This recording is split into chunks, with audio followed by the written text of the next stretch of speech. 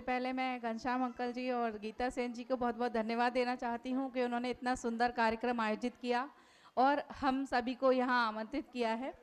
तो जैसा कि आज मातृ दिवस है तो मैं माँ के लिए कुछ कहना चाहती हूँ कि माँ जिंदगी का है, माँ पृथ्वी है, जगत है, धुरी है और माँ बिन इस सृष्टि की कल्पना अधूरी है। माँ यदि माँ की ये कथा अनादि है, ये अध्याय नहीं और माँ का जीवन में कोई पर्याय नहीं, माँ का जीवन में कोई पर्याय नहीं। माँ विभिन्न रूपों में मिलती है। तो हमारे आसपास जितनी भी महिलाएं हैं, हम सभी मातृत्व भाव रखते हैं सभी बच्चों के लिए, चाहे हम शिक्षक हों, क्योंकि मैं एक शिक्षा जगत से जुड़ी हूँ।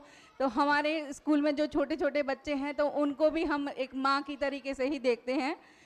और सबसे बड़ी बात है, हमारी आज की समस्या है कि बच्चे बहुत एग्रेसिव हो रहे हैं और मैं एक सुझाव देना चाहती हूँ, आग्रह करती हूँ कि सभी माता और बहनें इस पर ध्यान दें।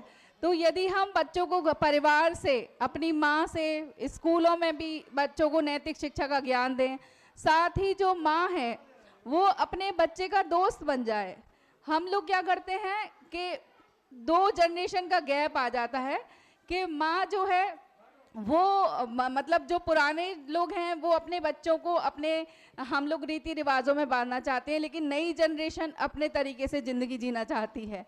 लेकिन यदि हम उनको हर डिसीज़न में उनसे मतलब अपनी मर्जी थोपे नहीं बच्चों के ऊपर और बच्चों को सिर्फ दोनों तरीका बताए कि ये सही है और ये गलत है, इसको करने से इसका परिणाम ऐसा रहेगा और इस दूसरे मार्ग को चुनने से इसका परिणाम ऐसा रहेगा, तो उससे क्या होगा कि बच्चों को जब सही गलत का ज्ञान होगा तो बच्चा हमेशा सही ही चुनेगा।